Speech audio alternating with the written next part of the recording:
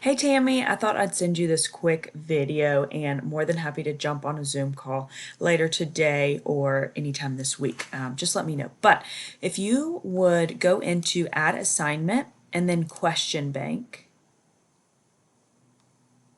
and then hit this drop down, then go into the fill simulations.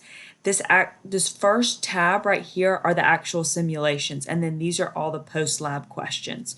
So if you go into select,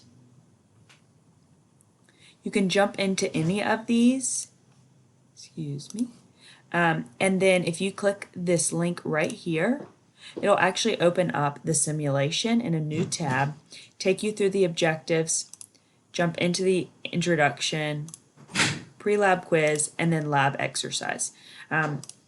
Obviously, I can just click through here, submit, it's okay.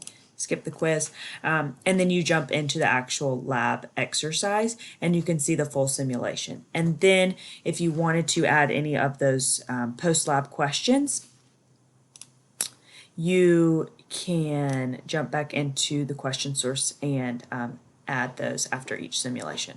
Let me know if you have any questions.